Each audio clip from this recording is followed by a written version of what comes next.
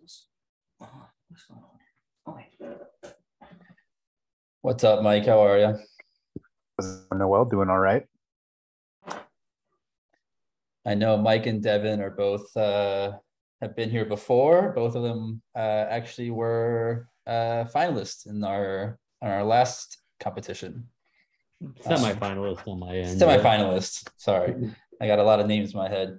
I know Devin was a semi-finalist and Mike was a finalist, I believe, if I'm not mistaken. Welcome, and welcome, Eric. New name here. Cool. We have a lot of people here for the office hours. We don't usually record these, but because we have some people from the anthology here, we're going to be recording it just to share it because we're going to talk a good bit about it. It's a cool space to kind of talk about our stories, what we're doing with the book and things like that. So we'll probably share it out. So if you don't want to be on video, now's the time. So yeah, we have a couple people here. If y'all, Teddy left already. All right. In and out. Everyone's in and out. What was I gonna say? Yeah, if you haven't heard from the 1,000,001 tweets and Instagram posts that I put up, our anthology is currently being crowdfunded. It's the first book that we're putting out through Negative Space. It's super exciting. I actually just got these back from the printers. I'm going to be handing these out at Comic-Con throughout the weekend. I was literally going to ask you later if you did that. This is prime. Yeah, of course. Nice. I have plenty. I have two things to show off next to my computer. It's that, and this one's for you, Teddy. Side Effects just came out yesterday, so I got to promote it. Very excited to read this one.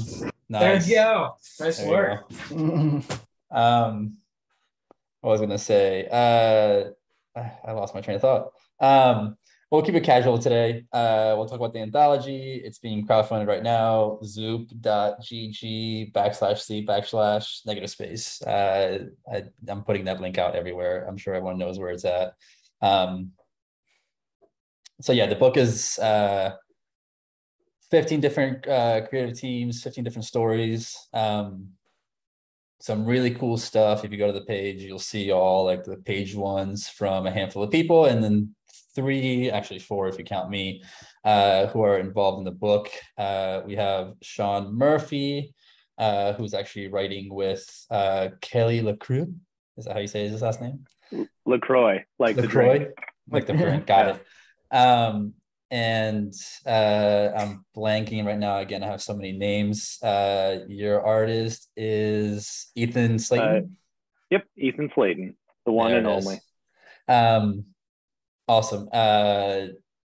Then we have Omar, who's working with Matt Harding. If I'm not mistaken. There you go. Long-time collaborator, Matt Harding. Yep. Hell yeah. And Teddy Leo, who for a while we were keeping his name secret, but this week we kind of put it out there that he's got a story in the book as well, working with Pablo, and I can't remember his last name. Andreas. What is it? Andreas. Pablo Andreas. Cool. And all 3 stories are awesome. And I'm working with Dennis Menhiri. I don't know how to say his last name, but I'm sure it's somewhere along those lines. So yeah, we'll talk a little bit about the stories, and anyone else that's here and wants to chat about how kind of things came together, how stories came together, the book or whatever it is, ask away. Like I said, we'll keep this completely casual. So it's not like I'm posting and asking questions to people. Like if you all have questions along the way, just shout it out. We're here just chatting. So yeah, I guess we'll talk going backwards from how I introduce people.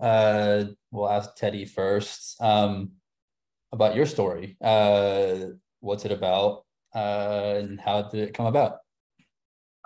So it's Conan Draco, and it has been living in my brain for years now. And I've been messing around with different ways to publish it, the story. I actually had art originally done for Webtoon very long ago, and I just never got around to it. Got busy with stuff, and when Nawal was telling me about this anthology and stuff, I was like, oh, that'd be sick. Maybe I could do the story for this thing, and we ended up making it work out and everything. So basically, the story is this kid and his mom moved from South Korea to the U.S. and he is homesick and he's like an outsider. And his mom gets him a pet fish because, as you can see from this first page, that was one of their favorite things to do in South Korea was feed the koi fish. And they get this pet fish, and basically the fish starts talking to them, and it crashes into the ground, the fish bowl, and they find out that he was actually taken from his home planet of Bavaria. And there's this space exploration company that's been basically using this front as a space exploration company to be like the space exploiter villain company. And they're taking like animals and creatures and stuff and selling them to like the highest bidder around the world and stuff. And it just so happened that Draco ended up in a local fish store in Texas, and they buy him. So then they go on this crazy adventure into space and back to Bavaria to overthrow and kind of like shed a light on that this company isn't this great shiny space tourism company. They're actually a bad evil company that they have to take down. But a lot of it was just to be honest, a lot of it was about that they're both outsiders and that they're both fish out of water from where they are now, and that they kind of come together as a group of outsiders to go on this adventure. And I really wanted to play around with fantasy, but then also like futuristic elements, but kind of have it grounded in like nature and everything. I think a lot of like Avatar, like James Cameron Avatar kind of is influencing there, Up with like the different world that they go to, some anime and stuff, different like manga and everything. Nice. Yeah, it's an interesting story. It's been in my house, so I'm glad to finally get it out, the first part of it into the world. That's awesome. Did you, since you've been thinking about this story for a while, did you always have Pablo in mind for the story, or just now because this came up? I love his style. Yeah, so it was originally a different artist. It was actually a concept artist. He had never done any comic work before when I had done the original concept art and the first kind of webtoons. And I then pivoted to Pablo because I found his artwork, and it had been such a long time from when I had done it, like I think 5 or 6 years ago when I first did the first few concept sketches for it. And I thought, if we're going to redo it, I've kind of learned more. I kind of want to do it in this style because I really like Pablo's style.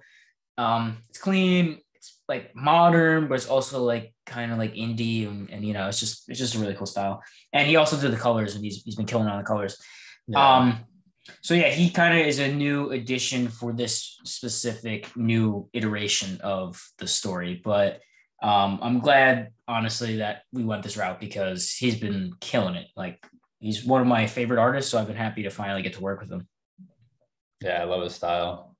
All right, Omar, I believe you had the story before. You were just trying to find a home for it, right?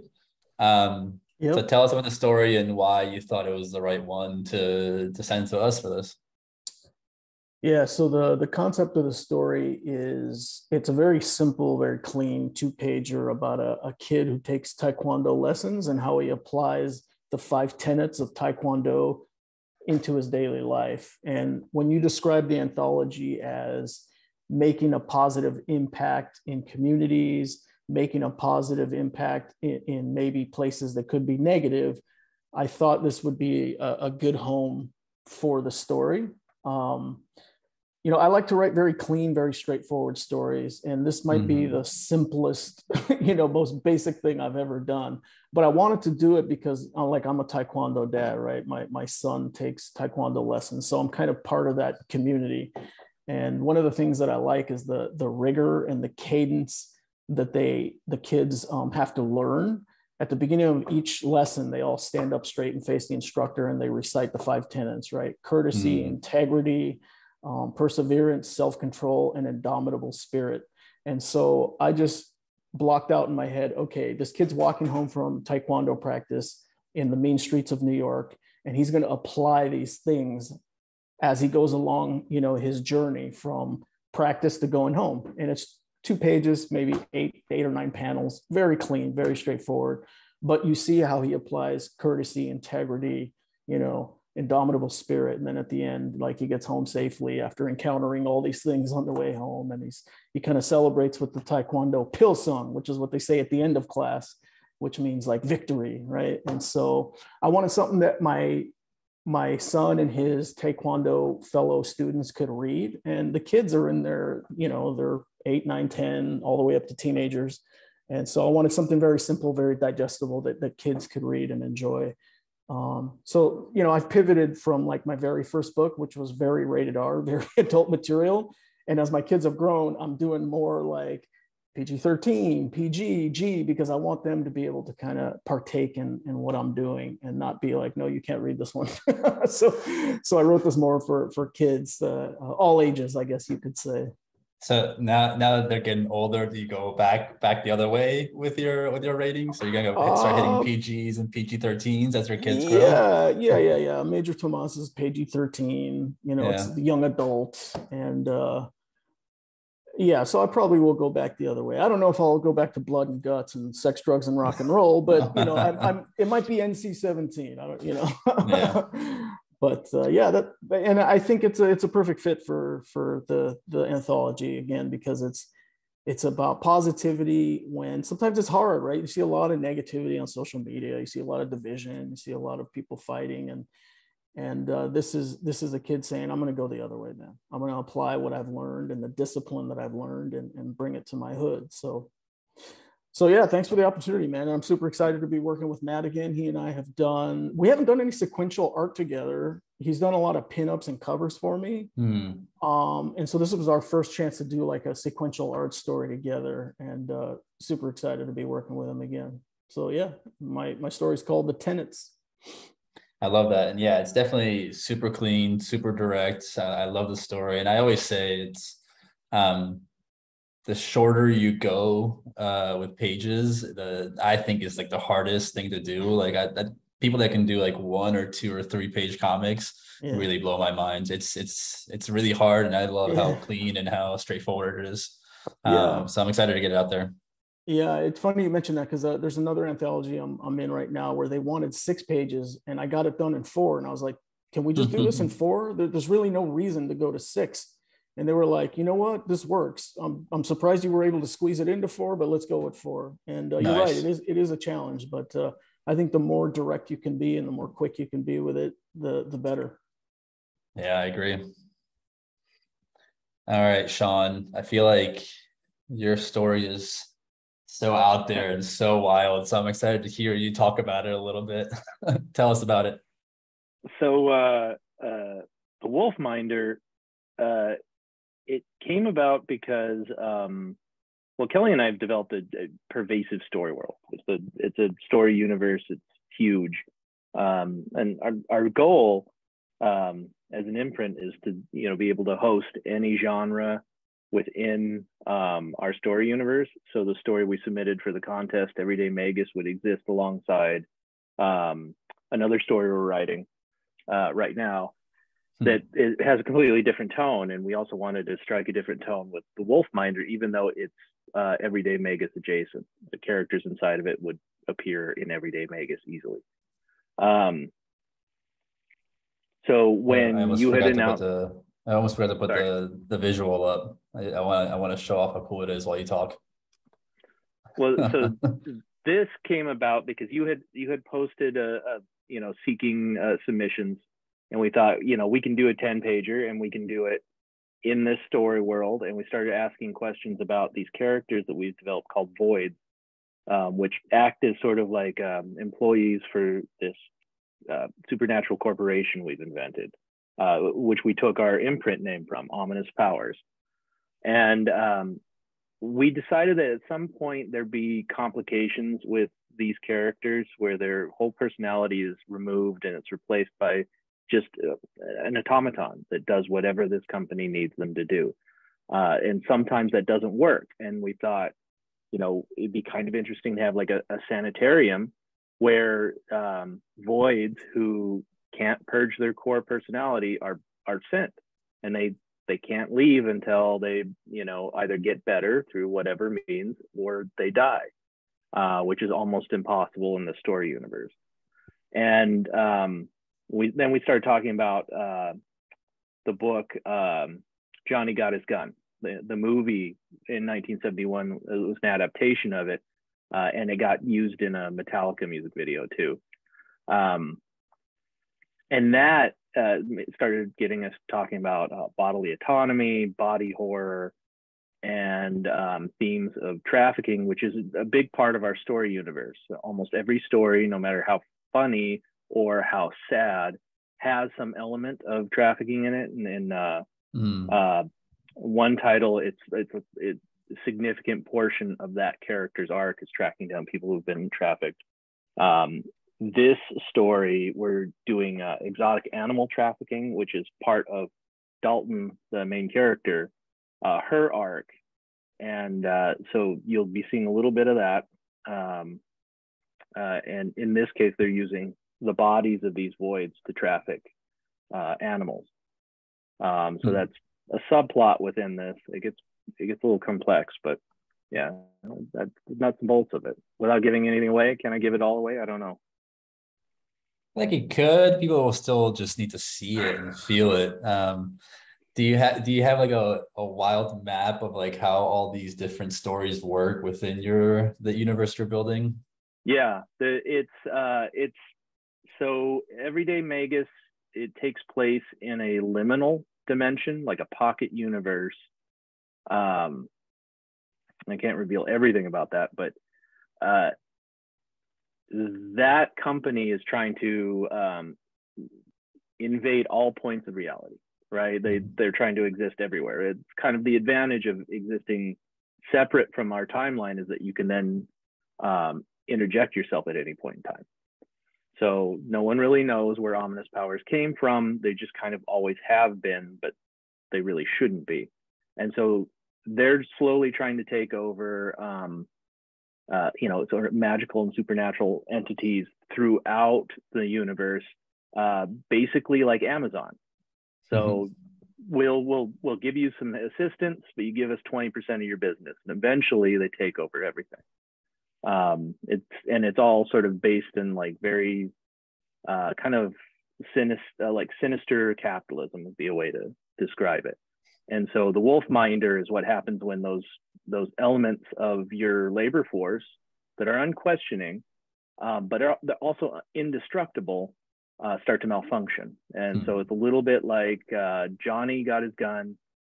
Johnny Got His Gun meets Isle of Misfit Toys with some animal exploitation thrown in for warm fuzzies.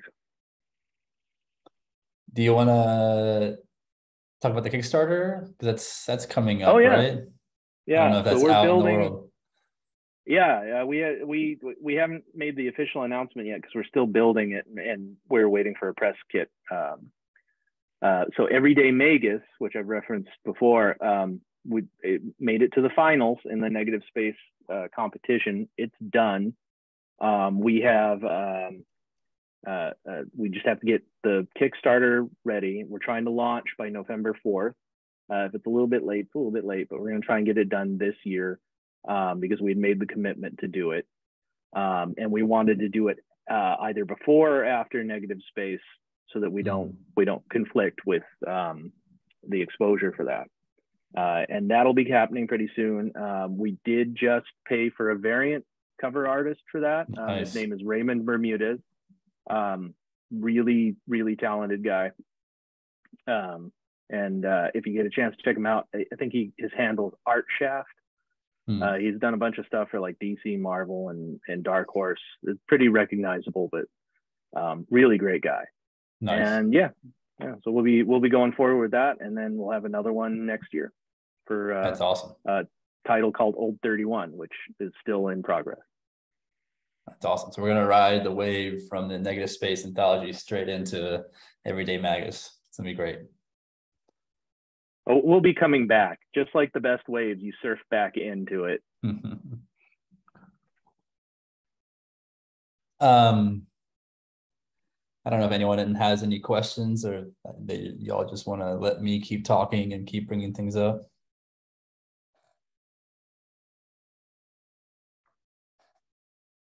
Cool, it's on me. We'll go back around. Teddy, I mean, your day-to-day is being an editor. So what's it like being on the other side now? I know you've written before, but you're on the other side now. How's that feel? What's that like? Yeah, I mean, I have written before and stuff. I think one of the things about being an editor and also a writer at the same time is like I understand how to kind of bring together a team and everything, and how to get stuff done in a very quick manner. I mean, I remember being like, no, I have everything done. You're like, already? And I was like, yeah, it's done. Like 3 days in. Yeah. And it was like, days after, I was like, yeah, I'll do a story. So that was good because, I understand that process. And on the writing side, it was definitely interesting, like getting your notes back, because usually I'm the one who's sending out notes, It kind of reminded me of like what it felt like to be on the other side, waiting for notes and waiting to hear what everyone thought. But because I've written before and stuff, and I've had, that feedback back and forth, it was good to kind of like get back in that.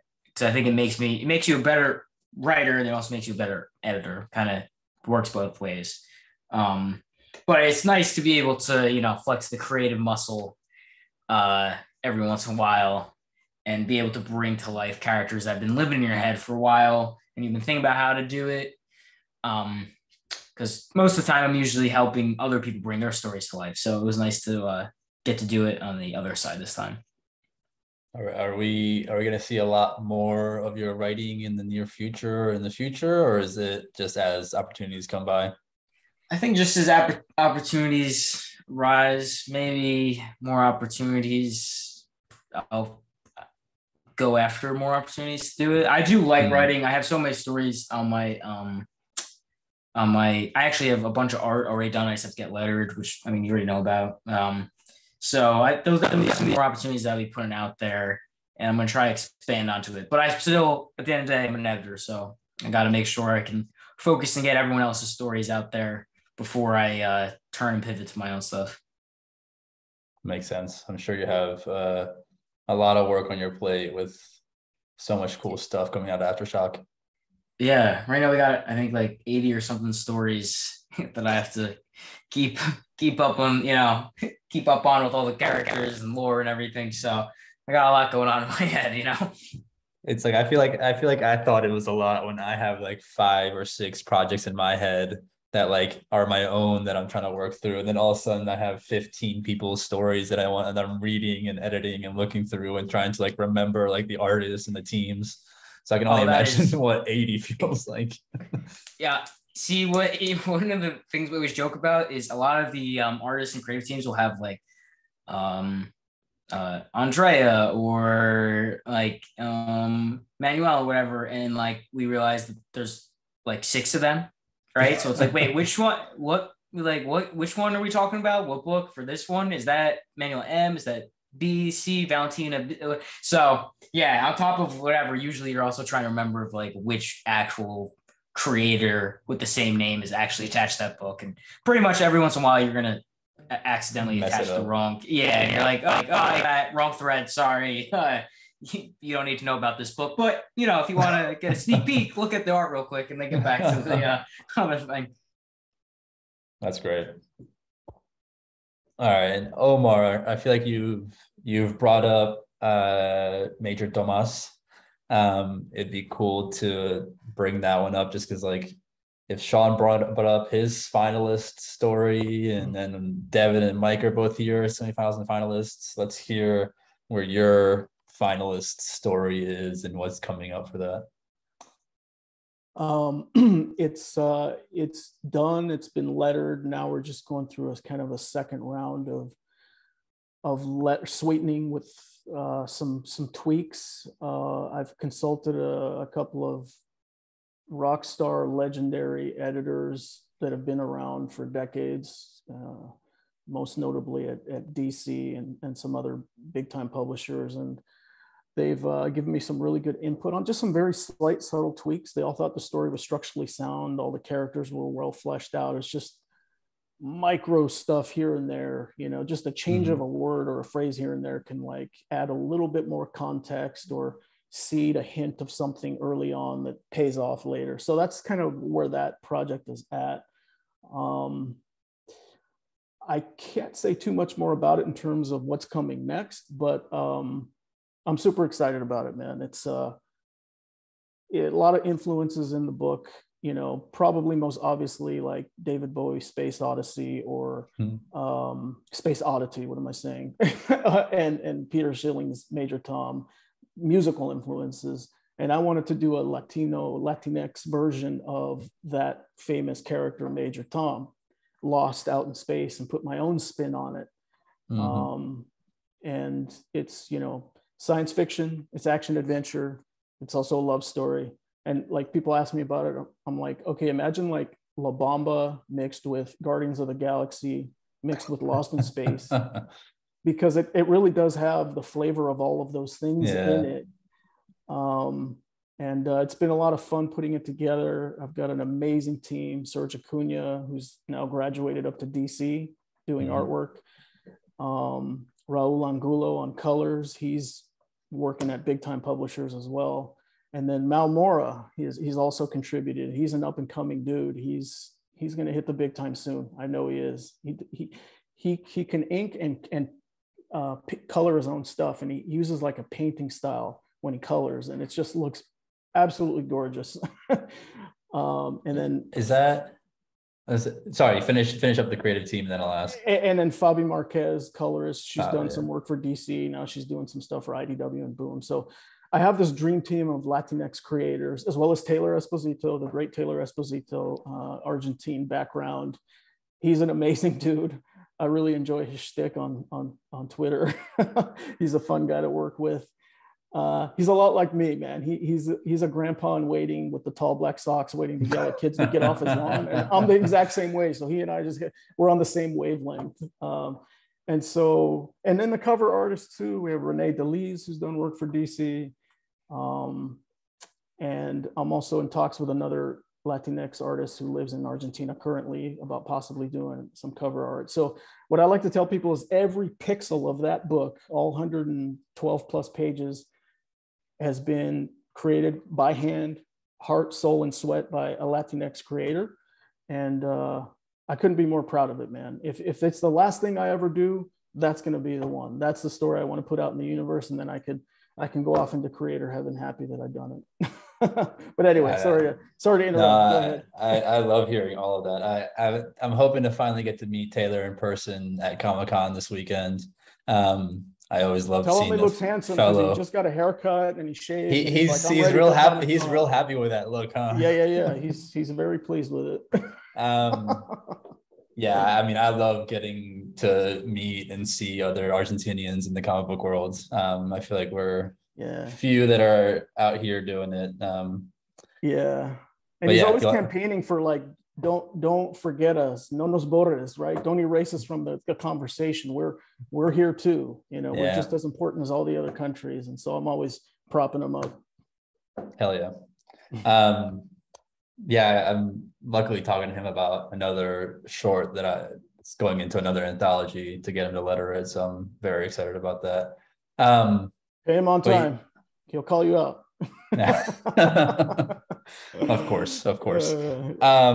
You mentioned Mal. Is that Mal Mora? Yep, he's Costa Rican.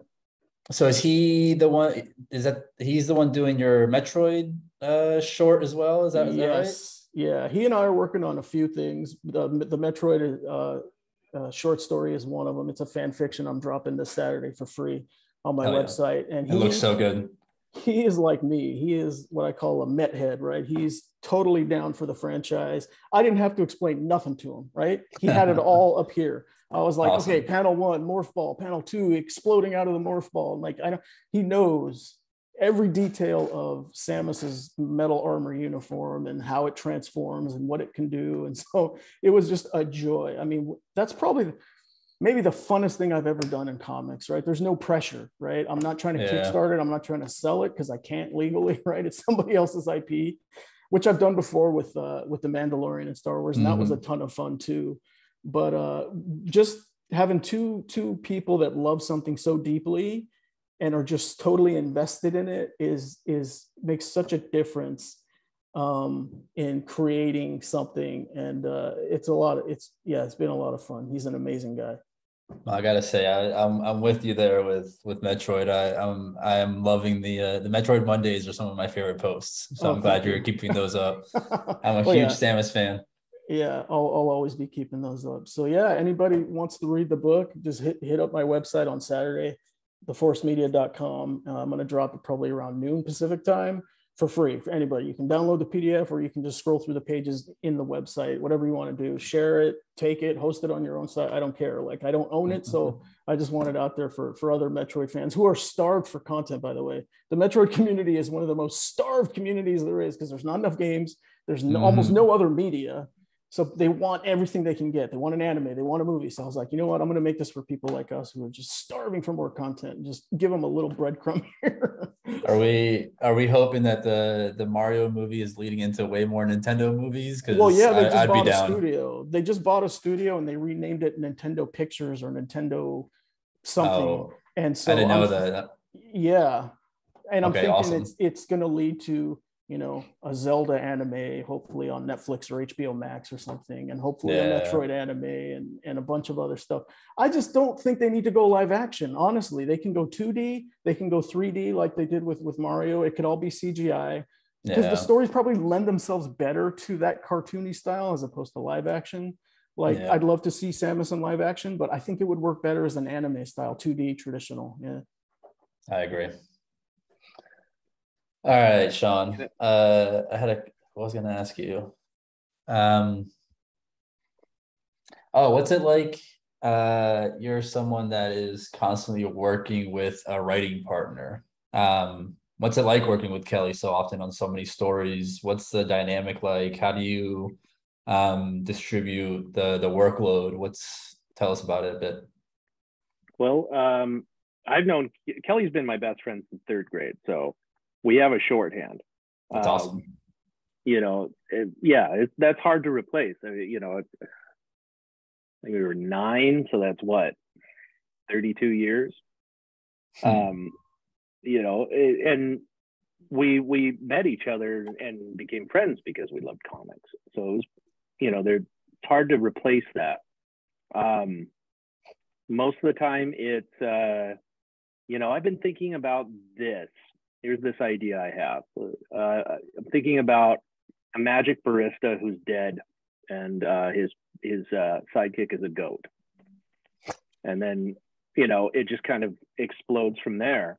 In fact, the whole story universe came because I had a really vivid dream one night, just before Kelly moved to Portland, about a movie trailer about a kid whose girlfriend is dead, and all he can get is her severed head, and he has to rebuild her body before prom so that they can go to prom together.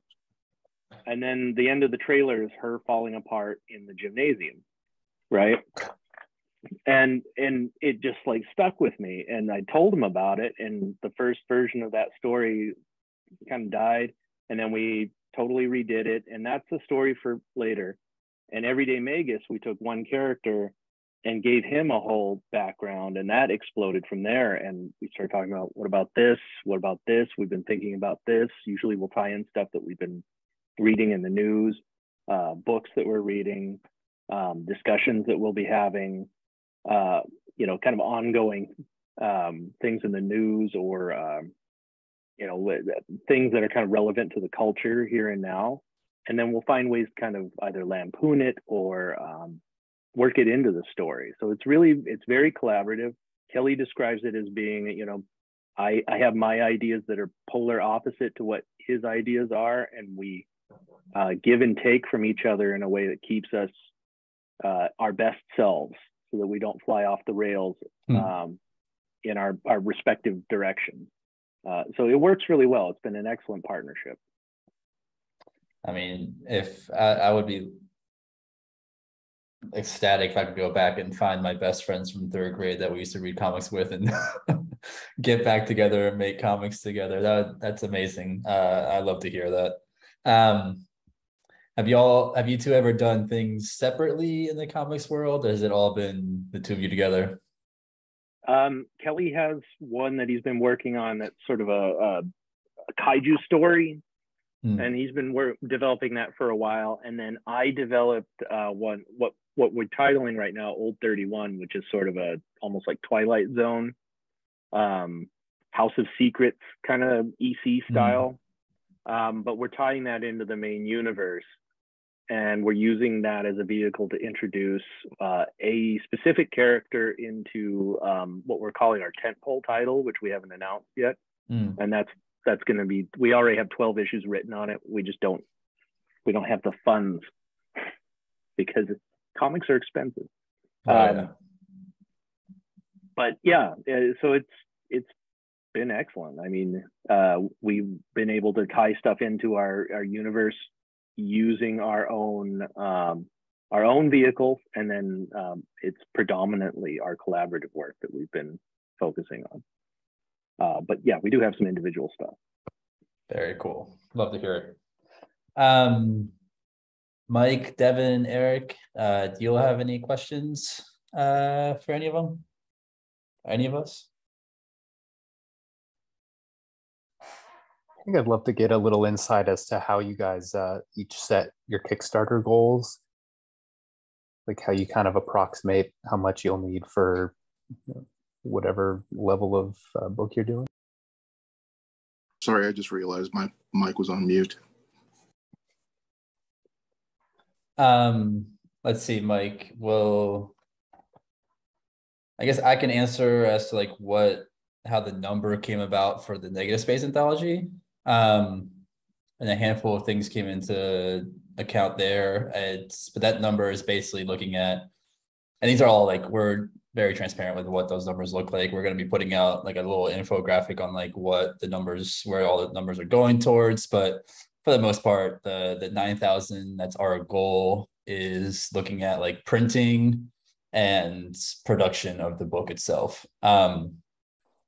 That number is covering what the printing cost looks like, what the Zoop takes, what shipping and putting those together looks like, what the book design, the editors, and all that whole side of the production, cover artists, and all of that looks like.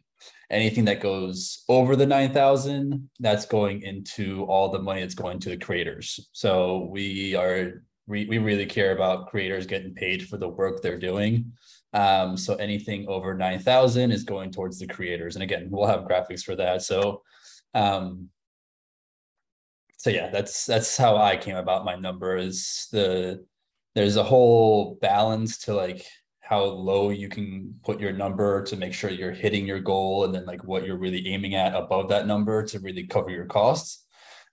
Which if you look up anything online, you can read more about that stuff. But our low number was basically just to cover cost of production. So that's like how we came up with our number. So I don't know if Sean had a different formula or Omar has any other insight. My situation is a little bit different in that I tend to just eat the cost of production myself. And then I'm just looking to kickstart for all the other stuff, right? Printing, supply chain, envelopes, postage, international postage, marketing, tchotchkes, like little stickers and buttons and all the stuff that you throw into a Kickstarter. Otherwise, the number would be, I think, too astronomical if I'm looking to cover production costs and then cover all those other costs and then make a profit and then blah, blah, blah. Like I tend to stretch out my stories and create them over years. That way I spread out the cost, right? And so if I can make money back towards production, it's just a bonus, right? It's just icing on the cake. So I can set the goal a little bit lower just to cover those basic costs and not go in the hole on, going to the post office and buying, envelopes and whatnot. So my situation's a little bit different in that regard. But I think what the Kickstarter algorithm's like is if you set a goal that's reasonable, let's call it $5,000, $7,000, and you meet it right away, then they promote that and the algorithm kind of bumps you up the list. And then that's when you can start getting real traction and way more money than what you asked for.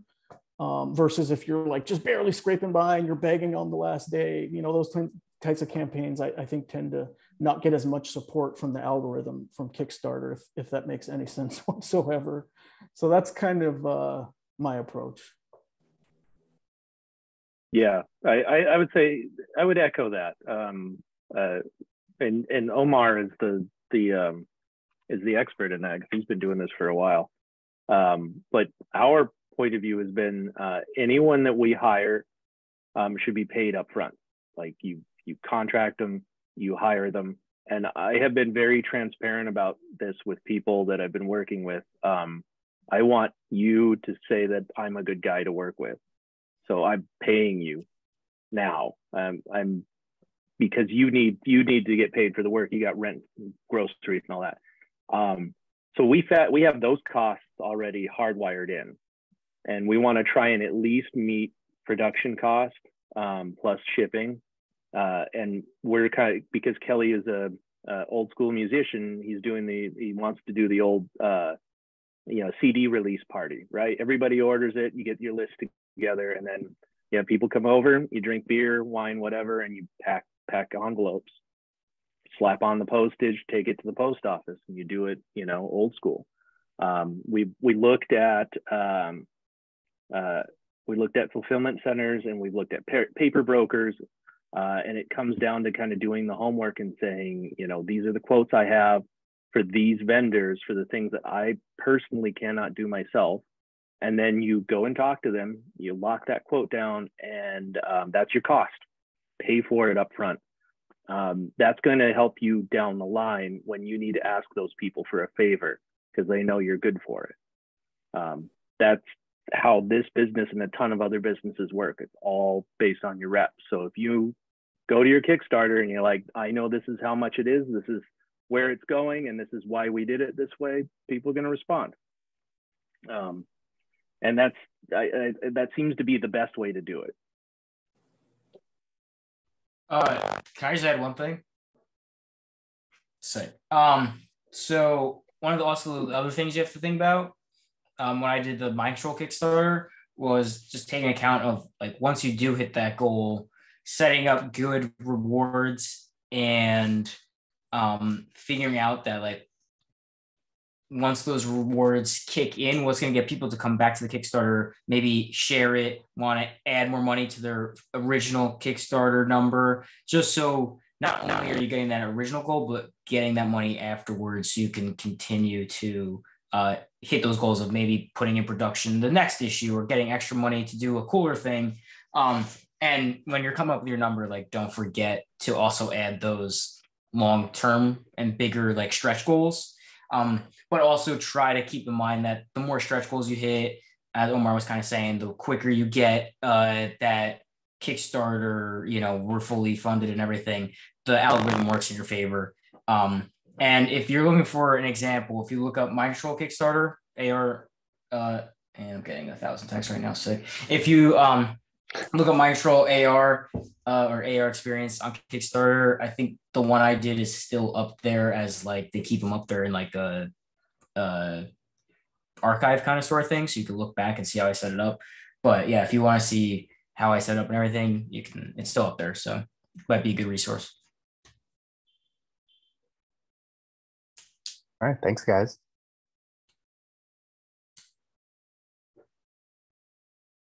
Yeah, I am absolutely stealing your Kickstarter. I'm gonna use the hell out of it.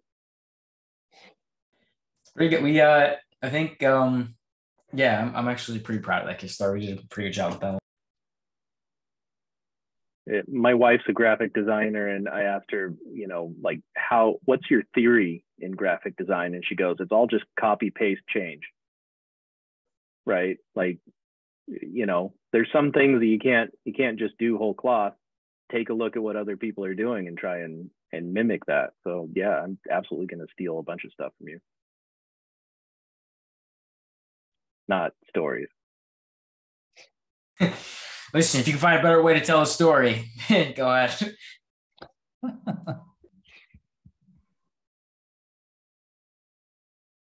All right, we got 10 minutes left to chat a little bit more. I will say I can't find the link to that Teddy, so you'll have to send it to me later. Yeah, me too. I couldn't find it. Here, I'll drop it in the chat. Awesome.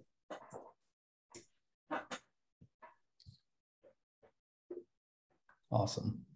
I'm definitely going to study it. What was your original goal?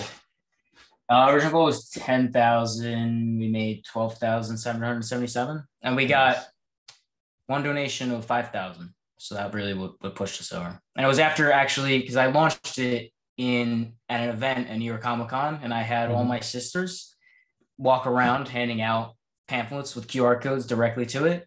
And then I met with Daryl from Run DMC and a bunch of other people, and I gave him Mike Troll, and he's all big into mental health, so he gave me this signed copy of his book that he was promoting then, and they said I'm gonna go check it out. He won't tell me if he was the 5,000, but I'm pretty sure he was the 5,000. So that was sick. That like made my Kickstarter career. That was like, that's I quit. I'm never doing one again. That's dope. Yeah. I was gonna say, when is this from? We got like a little baby Teddy on the photo on there. Yeah, that's let me think about this. That was a sophomore year of college or something like that. Oh, that's great. Yeah, it's I look like that's before I became an editor full time, and I had to remember all the things. Probably lost all my hair. My back was messed up. I had fucking arthritis from being on my computer all the time. So yeah, that's a pre-all editor. That's great. No one needs hair and full mobility. It's fine. Yeah, it's true all that, right?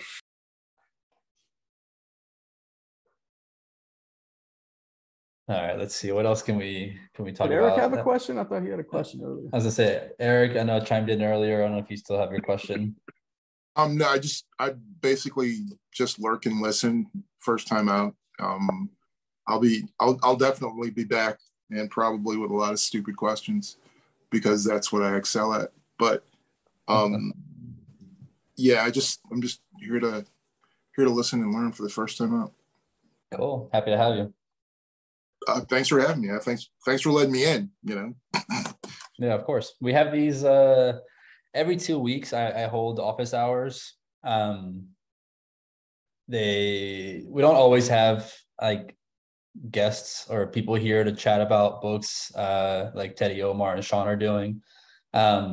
It's usually just me available to answer questions, talk comics, talk about our competitions, things like that. But if you go to, since you're a first time, if you go to our events page, negativespacecomics.com. Yeah, there's one on the 26th. Yeah, we're constantly going to have panels also every 2 weeks now. We slowed down a little bit over the summer with our panels. A lot of the stuff basically was me building this anthology, so it took a lot of my time and a little less focus on the panels. But now we have Josh Stippy, who also has a story in this anthology, who joined us. He comes to us from Gotham Writers Conference, if anyone's heard of it. He runs their conference and ran their podcast for a while. So he's been killing it, getting us panels set up. So we literally have some of the coolest panels lined up for the next few months. Actually, I think we're booked up through November. I know next week we have Showa Coker and Marla Azik joining us to talk about the age-old breaking into comics conversation, seeing it both from the writer side and from the editor / talent acquisition side, through Marla, who was the talent acquisitions liaison person. I always forget their title, at Image Comics. And it's so funny, when Josh was actually setting up that panel, he found Shobo first, because of some of like the cool books that he's put out lately. And then afterwards, when he talked to me about trying to connect with Marla to add on to that panel, he found out that Marla was actually the person that brought Shobo on to make their book at Image Comics. So they'll be able to like reconnect them, who kind of started that relationship at Image. So yeah, Eric, if you check out that page, we'll have panels regularly that are more one-on-ones, more talks with pros, things like that. I actually registered for that one. Awesome. Yeah, amazing. Yeah, I want a little fanboy when I so I'm signing up for that one, and I'll be back for subsequent. Awesome. As much as I can. Happy to have you. Thanks, man. But I have no notes, no questions. I'm just listening to you guys. Cool. Because you guys have done it. I haven't. I'm still a Are baby. Are you a writer, artist? Writer and artist. So awesome. The stress level and the pounds are pretty up. Mm-hmm. I'm working on a bunch of scripts so I can start drawing and just focus on that for a while, so I can stop saying I'm working on something and actually be working on something. I hear that. Yeah, so anything we can help with, any questions that you have, keep showing up. I'm here every 2 weeks, happy to talk more. I know Mike and Devin are both on and off. I usually see them each once a month at the office hours, coming here to ask questions and chat. So come through, we're here. Oh, definitely. This is valuable. I don't, other than to myself, I don't really talk about comics to anyone else. So this is helpful. Love to hear that. I'm probably the same. Yeah. The community online's been growing and growing here in Negative Space, so it's cool to have it keep growing, because I'm in New York City, and it's the biggest city with a shit ton of creators, and I still have very few people I get to talk to about comics. I was the same way. I used to live there. I lived there about 7 years. Well, I moved to Illinois 7 years ago from New York. So yeah, it sucks. But finding a bagel takes a $800 plane ticket. And Murray's Bagels doesn't ship anymore. So yeah, it sucks. All right, we got a few minutes left, in case anyone has any last minute questions, thoughts, whatever it might be. What's up, Devin? Yeah, I just wanted to, Eric, we're in Illinois, if you don't mind. I'm in Chicago. I'm right outside of Chicago, like about 45 minutes outside of Chicago. Oh, sweet. In a dingy little town called Joliet that I don't and I'm not being humble. It's hella dingy in this place. So but yeah. Make I was dingy just wondering your inspiration. And forgive me if I know it's been lightly touched upon, and I'm sure you've covered it elsewhere. I was just curious about how some of the teams found each other for the anthology. I'll say, so the three that are here, I feel like they're working with people that they've worked with before, and they kind of found themselves. So that it's been half and half. All the writers that are in the anthology came through our competitions. So either winners, finalists, mentors, or judges. So the writers were the first people that we kind of grabbed and put together to start creating and start gathering stories. Like I said, half of them kind of already knew their artist, or had already worked with them, or had already built those creative teams. The other half, I kind of put out a call and was doing a lot of research and working with different writers who mostly the ones that haven't been published before, that haven't worked, that are new in comics, that haven't worked with an artist before. I was working with them to kind of give them options with artists and kind of helping those conversations happen and those connections happen. So a little bit of both, as far as like from my side of like the seeing all these teams come together, including my own story. So mine, I reached out to Dennis. I put out a call on Twitter saying I was looking for artists, and Dennis reached out, and his art is mind blowing. And I'm like, I'm gonna put it up real quick just because I just like love looking at it all the time. And I literally have it saved on my phone, and I am just constantly staring at this thing because it's beautiful. I'm beyond lucky, but he was someone that I found through Twitter. And that's kind of how I put together a lot of teams, was connections through Twitter and using that community to build up creative teams.